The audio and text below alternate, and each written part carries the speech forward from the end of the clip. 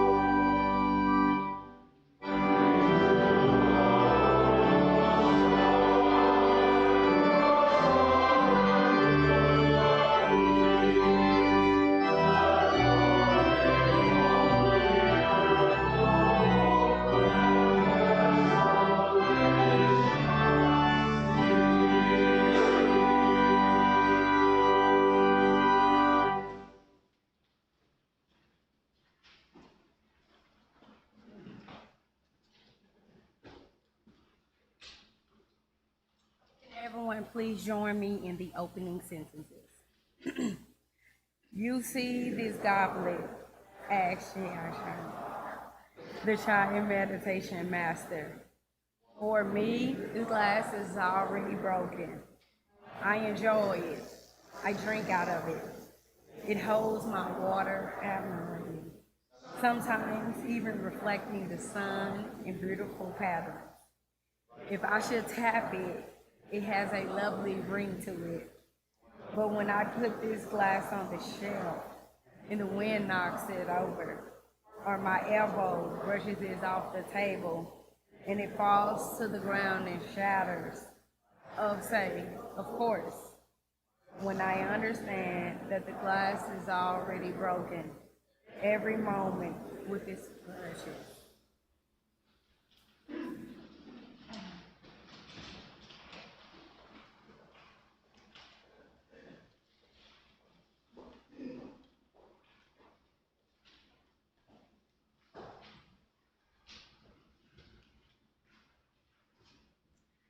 Seated on the outside of a row, you will find an envelope there. Please pass the envelope toward the middle aisle. In the envelope, there are visitors' cards and celebration and concern cards. We ask that if you are visiting, you please fill out a visitor's card so that we can welcome you. The celebration and concern cards are a way to let us know of any prayer requests that you would like to share. Please place any filled out cards in the offering plate a little bit later on in the service today.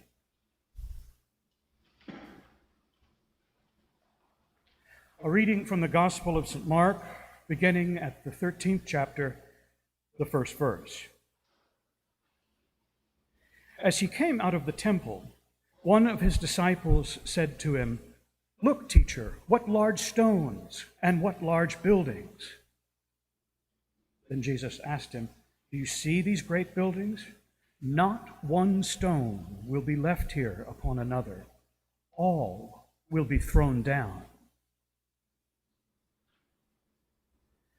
When he was sitting on the Mount of Olives opposite the temple, Peter, James, John, and Andrew asked him privately, "Tell us, when will this be? And what will be the sign that all these things are about to be accomplished?"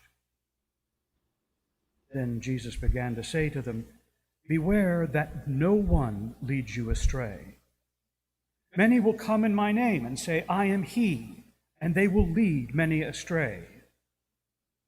When you hear of wars and rumors of wars, do not be alarmed. This must take place, but the end is still to come. For nation will rise against nation, and kingdom against kingdom. There will be earthquakes in various places. There will be famines. This is but the beginning of the birth pangs."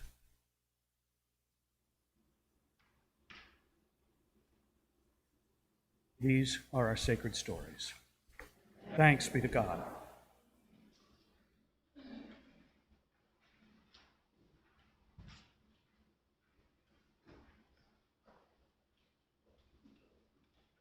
For the time for children, a time for apology. You may have noticed your worship folder is printed single-sided. It is my fault. We have a new printer, and I failed to change the settings. And I am sorry, and next week it will be better, I hope. Now, the time for children. I wonder if you know this one. Here's the church. Anybody? Here's the steeple. Open the doors. Wait, whoa, whoa, whoa. Where are all the people? They're on the roof. That's not how it goes. How does it go? Here's the church. Here's the steeple. Open the door. Here's all the people. I really appreciate that y'all are playing along. That is awesome. So in the scripture that Chris just read, they're looking at the temple, at a religious building, and it's really spectacular. It's huge and made of these giant stones and covered in gold. It's spectacular. And the disciples say, "Look at these huge stones." And Jesus says, a day is coming when none of these stones will be laying on any of the other stones. The building's coming down. And I think maybe the point Jesus is trying to make is no matter what our churches look like, the church, any religious building, a mosque, a temple, any of them, don't contain God. that God is everywhere. Remember, we think about God as love, all the love in the universe. Well, you can't contain that. You can't put all the love in the universe in a building or anywhere else because it's everywhere. God's love was the kids harvesting sweet potatoes. That will be the Thanksgiving dinner for the women's shelter this morning. That was God's love. God's love is each and every one of you and the thousands of people, we don't even know their names, who are out in the world working for peace and justice and hope. That's God's love, and it can't be contained. It's wild. How about that for an idea? God's love is wild. So you, wild love of God, you are all the age to stay in here. And we're still going to stand and sing together because we like doing that. So, stand and sing. I love you all, wild God's love.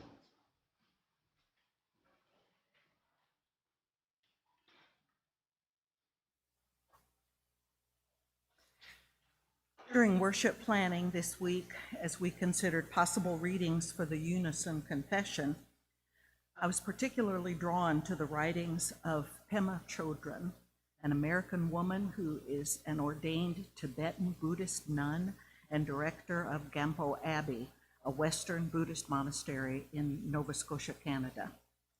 Chodron's words are simple and straightforward, but so powerful. I instantly recognized my own thoughts and actions, my angers and fears in her examples. I decided to borrow her words to call us to confession.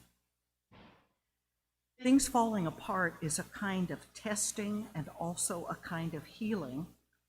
We think the point is to pass the test or to overcome the problem, but the truth is that things don't really get solved. They come together and they fall apart. Then they come together again and fall apart again. It's just like that. The healing comes from letting there be room for all of this to happen, room for grief, for relief, for misery, for joy. When we are training in the art of peace, we are not given any promises that because of our noble intentions, everything will be okay. In fact, there are no promises of fruition at all. Instead, we are encouraged to simply look deeply at joy and sorrow, at laughing and crying, at hoping and fearing, at all that lives and dies. We learn that what truly heals is gratitude and tenderness. The most difficult times for many of us are the ones we give ourselves. Yet it's never too late or too early to practice loving kindness. It's as if we had a terminal disease, but might live for quite a while. Not knowing how much time we have left, we might begin to think it was important to make friends with ourselves and others in the remaining hours, months, or years. Let's contemplate in silence this terminal condition called life, and how we might use our remaining hours, months, or years.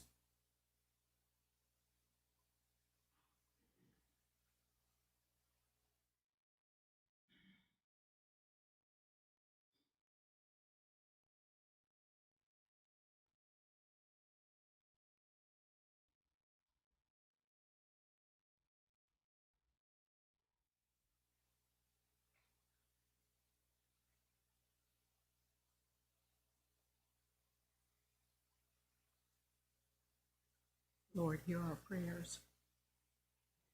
Now let's speak together the unison confession, which is taken from the writings of children. Behind resistance, behind aggression and jealousy,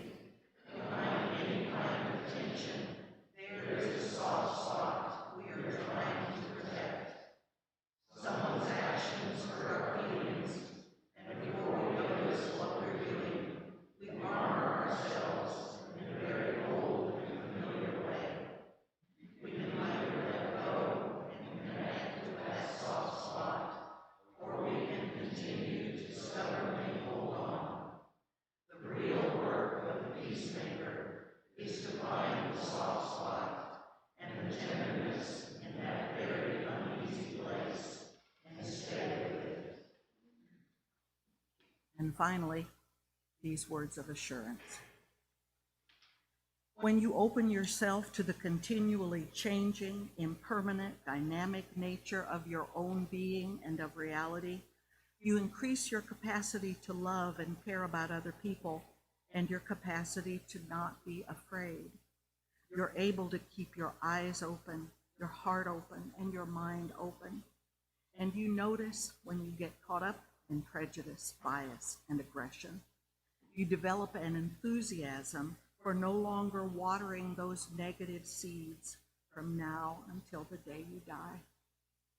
And you begin to think of your life as offering endless opportunities to start to do things differently.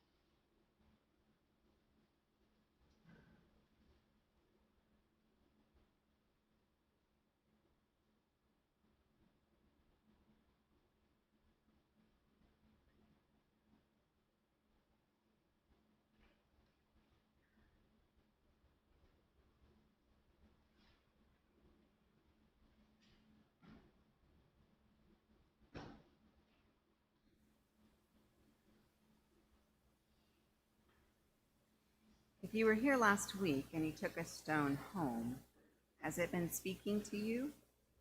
Have you been listening? It can be hard work listening to stones, and so we're at it again today, practicing this time with Jesus and the disciples as our companions.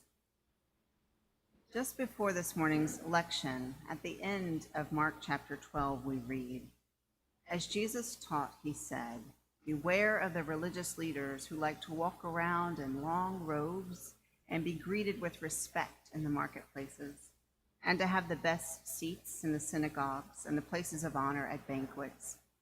They devour widows' houses, and for the sake of appearance say long prayers.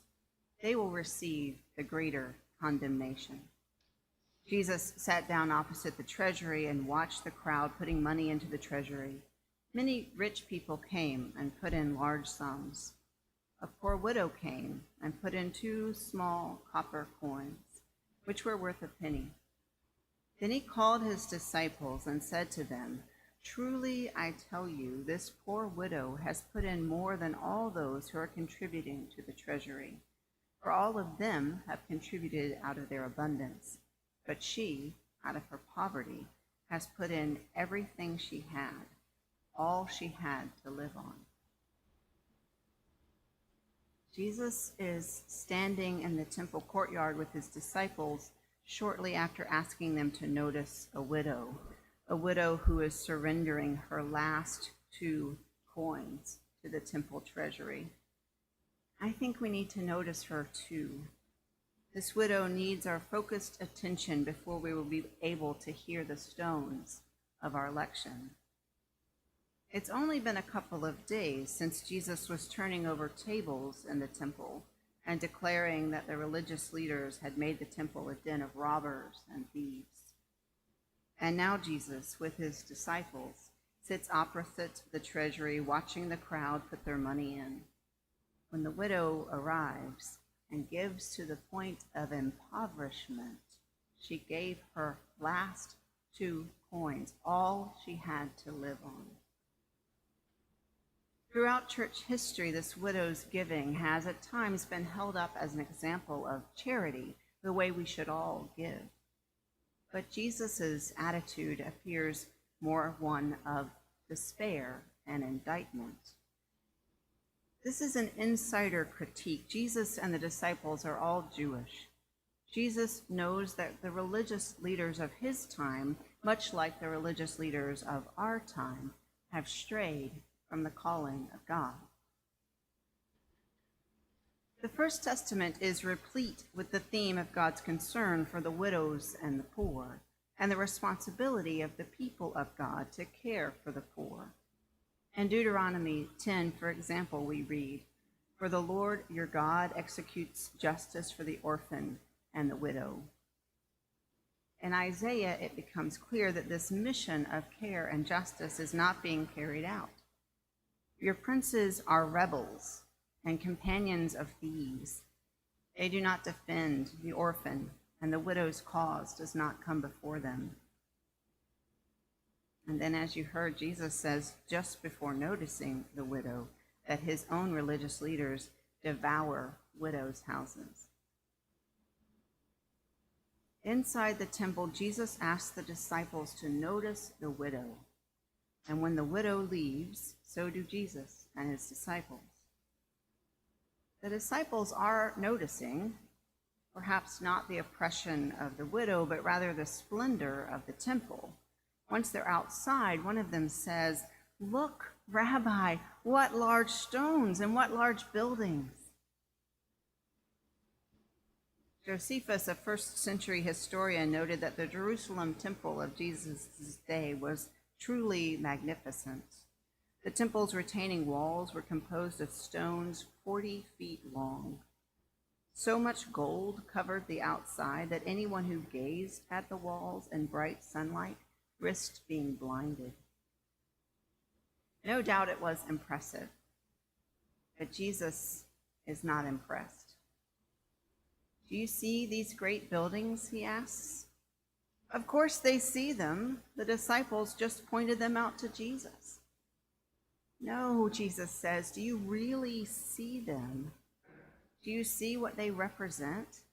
The oppression that built them, the suffering they've engendered, like the suffering of the widow who was required to give everything to the point of exploitation. Do you see these great buildings? The disciples see greatness. They see permanence. They see glory. They see a home for God. They see glittering stones that blind and bolster. But Jesus, in a moment of insight, sees what will be. He sees ruins, destruction, fragility, not permanence, grief, not glory. Not one stone will be left here upon another, he laments. All will be thrown down. This passage from Mark's Gospel is often described as apocalyptic. It's part of a collection of apocalyptic sayings, and in the case of Revelation, an entire book that are found in our Bible. The word apocalyptic makes me think of Apocalypse Now and Clockwork Orange and 12 Monkeys and that whole list of horrible movies like The Mailman and Waterworld. It conjures up memories of youth camp and horrific and fear-mongering imaginings about the end times. I think of things like the mark of the beast and the 4 horsemen warfare. The word apocalypse makes me think of nothing pleasant. It conjures nothing of hope, of love, of care. But apocalypse is a Greek word, and it translates most literally to an uncovering. In the context of religious texts like our Bible, the word is most often used in relation to a holy disclosure of information or knowledge, usually through some sort of prophetic dream or vision. An apocalypse provides insight. It uncovers divine truth. In 2016, American author and social activist Adrienne Marie Brown wrote the following in reference to racial injustice and the Black Lives Matter movement. She wrote, "Things are not getting worse. They're getting uncovered. We must hold each other tight as we continue to pull back the veil." This, to me, is a description of biblical apocalypse. Things are getting uncovered, and we must hold each other tight as we pull back the veil. To experience an apocalypse is to experience fresh sight. It is revelation. It is epiphany. Our Covenant Anti-Racist Book Club has just started reading Native, Identity, Belonging, and Rediscovering God by Caitlin Curtis. We meet on Friday via Zoom at 1, and it's not too late to join if you'd like to join us. On Friday, we'll be discussing chapters 3 and 4. Curtis weaves a poetic uncovering of her own identity as a Potawatomi woman. She speaks of a hike with her partner and her 2 children on a cold January day. She notes, "I had an epiphany that moment when the lens of my life zoomed out and I saw truly for the first time what Potawatomi people once experienced, a history of forced removal from Indiana into Kansas with the trail of death. In that moment, I was reminded of the women who walked, nursing their babies along the way, some 660 miles. Just as I stood there nursing my 1-year-old son in the middle of a wooded area, the trees breathing over and around us, I suddenly understood what it meant to be Potawatomi. I felt the weight of my entire body center down in my feet, as if my steps were slow motion, engaging the pulse of the earth with every movement. I suddenly understood that mystery speaks to us when we are least expecting it. There, with one son by my side and one at my breast, I knew that the journey ahead of me would be different from the one behind me. That's how epiphanies work, after all. Once they return to the car, she takes out a journal and begins to write. She says, I wrote about hope and a new beginning birthed along the edge of the creek on a cold winter day, a hope that transformed the entire world right before my eyes and brought me to myself in a way that I'd never known was possible, that brought me to the reality of a God who sees and gives us the gift of seeing. To me, this is a beautiful description of biblical apocalypse. This is an uncovering, a revelation, a bringing forth of the reality of a God who sees and gives us the gift of seeing. Sometimes this gift comes with destruction or deconstruction, or at least some heavy remodeling. Jesus offers his disciples and readers and listeners through the generations just such an apocalyptic vision. He invites us all to look beyond the grandeur of any building and recognize that God will not be domesticated, that God will not be confined, that God will not be limited. God is not bound by mortar and stone. God exceeds every edifice, every institution, every effort to contain and control. God is found in justice and care, not piety and power.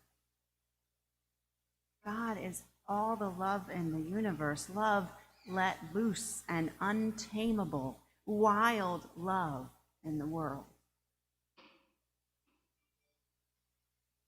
And this God helps us to see. James Baldwin said it this way: not everything that's faced can be changed, but nothing can be changed until it's faced.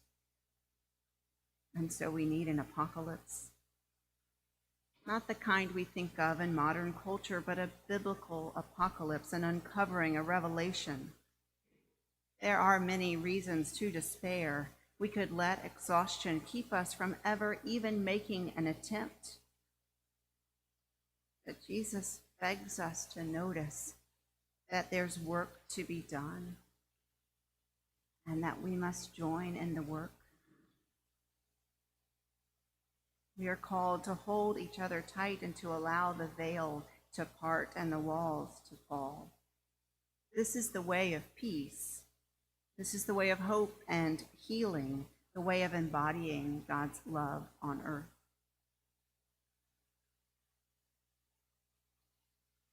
Last Sunday during education hour, we were invited into the experiences and memories of a Holocaust survivor, Miss Edith Mintzberg, a friend and neighbor of Bill and Pat Martin.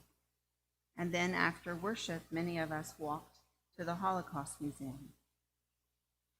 On our way up to the building, we noticed that there were stones lying on each square on that vertical section of the roof. Each square has a town name, and there's a stone there. We asked our docent about the stones, and he explained the Jewish tradition of leaving a stone at a gravesite, that the stone serves two purposes: as a calling card, I was here, and as a tangible piece of remembrance. Leaving a visitation stone is an act of remembering, an act of being present. I've been thinking a lot about stones, as you know.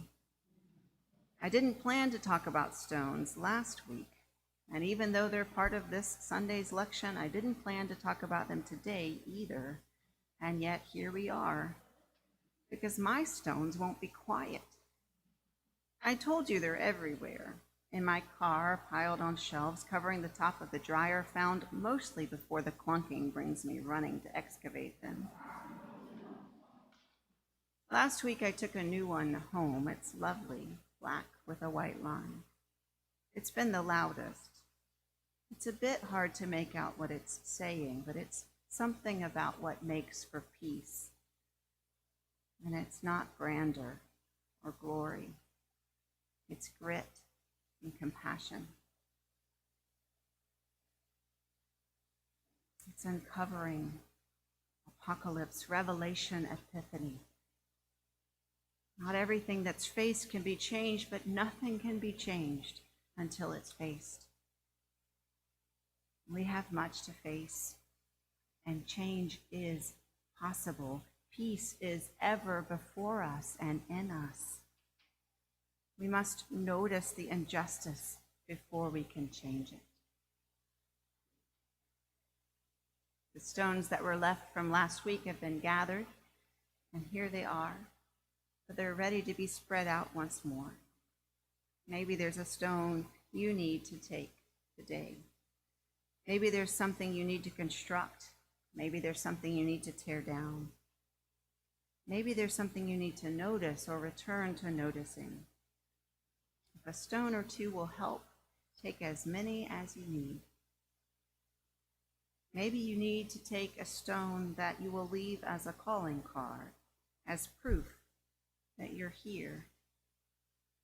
Maybe you need a remembrance stone.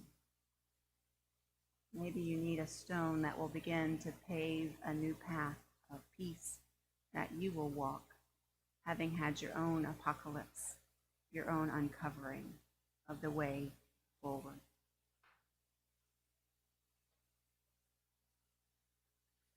You are not alone. God's wild and untamable love is here for each and every one of us. Amen.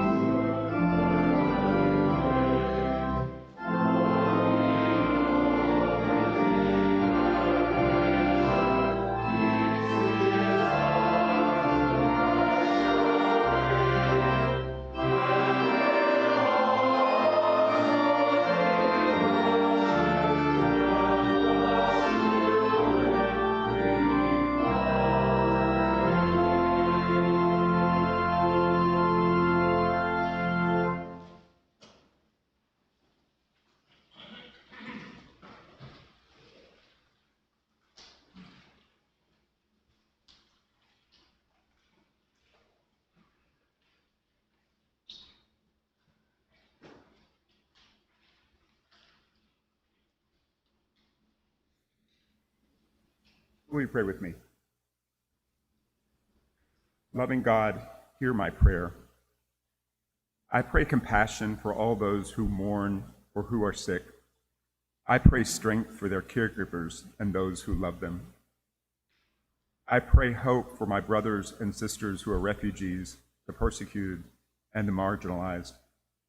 God, give me foresight and action to lend aid and to offer support to those who are in need. Make my voice bold as I vote, organize, volunteer, and demand that love be our mantra.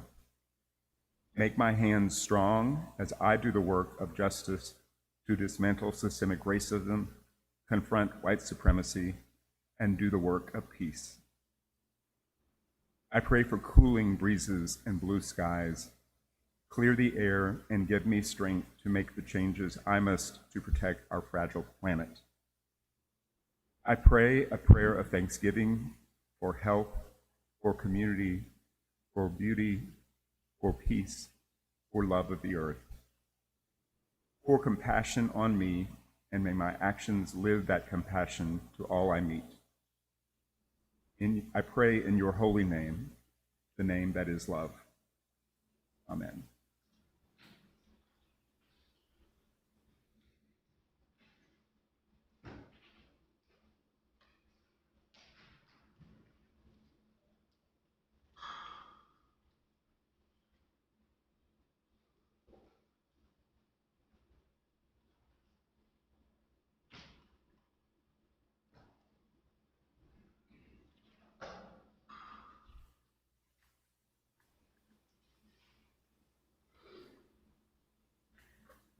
I've been part of Covenant Church with interruptions for about 50 years.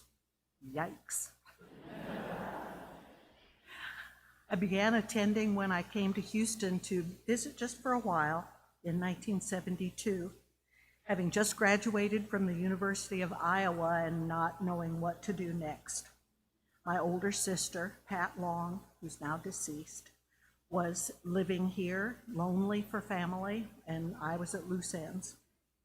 Pat told me about the church she was a member of, Covenant Baptist Church. She told me it was a wonderful place with a great choir led by Fran Avra, who had become choir directors a few years earlier in 1969. Covenant met on Sunday afternoon then. The founders had made the conscious decision not to own a building in order to devote more resources to mission projects. During the first 35 years of its existence, Covenant shared space with 4 different churches, meeting in the afternoon when the host church wasn't occupying its building. Obeying the call of my big sister, which I always did, I became a friend of Covenant, a category of semi-membership which no longer exists. For the next 10 years, I sang in the choir and participated in the life of Covenant. In 1981, my husband, Paul Wilson, and I left Houston to embark on a largely unplanned but exciting and rewarding sojourn in Louisville, Chicago, Milwaukee, and Waipahu, Hawaii. When the last job ended in 1990 and we needed to decide where to go next, we chose to return to Houston, in part because Pat was living here, but also because of my ties to Covenant. I took up my position as a proud alto in the choir again. Paul, who had not attended Covenant during our previous time in Houston, began to attend with me and found his own place within the community. It was during the 90s that Covenant began a conversation about owning a building. After months and months and months of discussion and visioning sessions and meetings and prayers, our congregation made the commitment to build a permanent home, acknowledging that our needs had changed and that we could get up early enough to have church in the morning. We moved into this beautiful, spiritually inspiring space in 2000. And as we've grown in size and complexity, we've seen the need to add to our campus, constructing our fellowship building in 2018. Almost 50 years have passed since I showed up on my sister's doorstep, followed her to Covenant, and joined Fran's choir. I've served as a deacon and a member of church council, helped construct our labyrinth, served on numerous committees, taught Sunday school, and been a mentor. I've done a little bit of everything having to do with this community. Covenant has experienced no small amount of change over its life, and its path has sometimes been hard and stony. Many of us have had intimate acquaintance with death and grief. At times, hurt feelings and misunderstandings have caused tension among us. There's been disagreement about how to accommodate growth and change. I've suffered loss, been angry and impatient with others, and doubted my abilities to lead or follow. But I return again and again to this place and these people because we continually strive to be a beloved community and to embody my most cherished words of St. Teresa of Avila. Christ has no body but yours, no hands, no feet on earth but yours. Yours are the eyes with which he looks compassion on this world. Yours are the feet with which he walks to do good. Yours are the hands with which he blesses all the world. Christ has no body now on earth but yours. If you'd like to learn more about this beloved community, I invite you to speak with me or Laura or David after the service. You're very welcome. And I have one more invitation and an announcement to add today. First, you're invited to join us for in-person communion in the gardens next Sunday, November 21st, immediately after the worship service. For those of you joining us virtually, we'll provide a virtual communion opportunity after Zoom adult education at 10 a.m. also next Sunday, and details will be in the church's newsletter.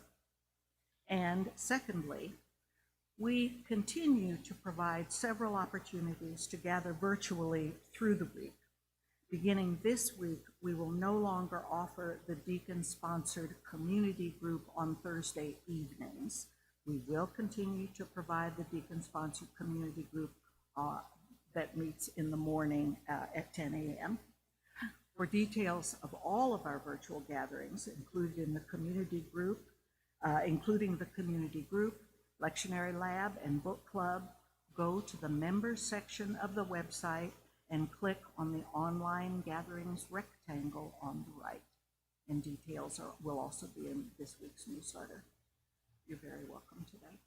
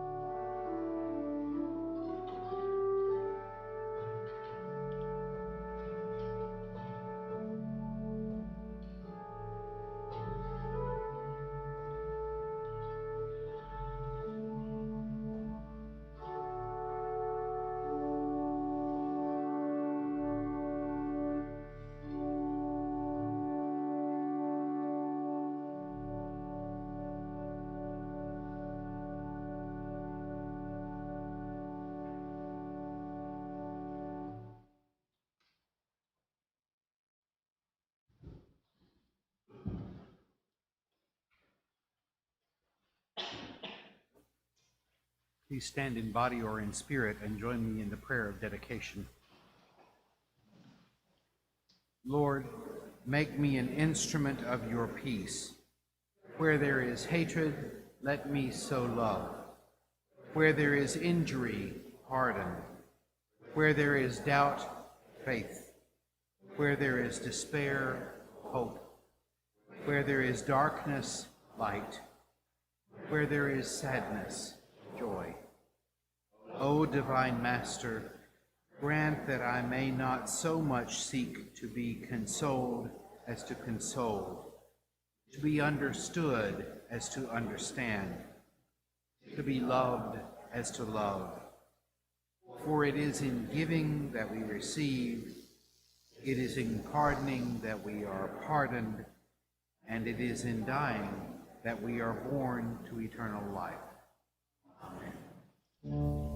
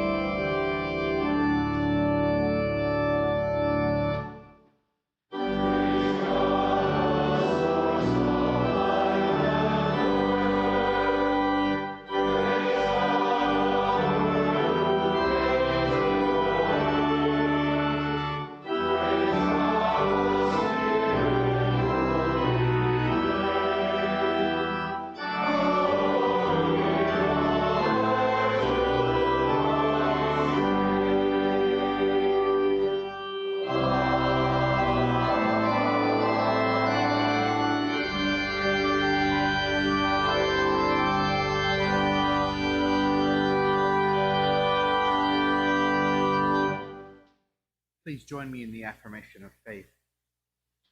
Peace always seems a weary way off. As Jeremiah lamented, we looked for peace, but no peace came. But to give up on peace is to give up on God.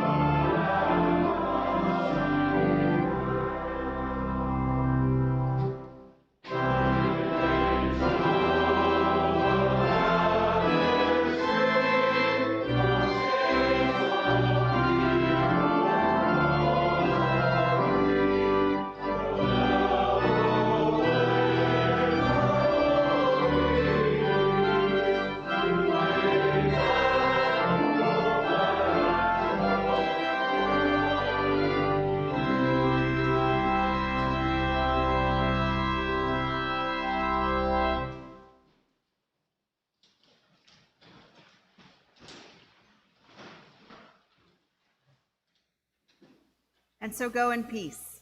And as you're going, may you be blessed with insight. May you be blessed with epiphanies and an apocalypse. May you uncover what needs to be seen and done. May the stones speak. Amen.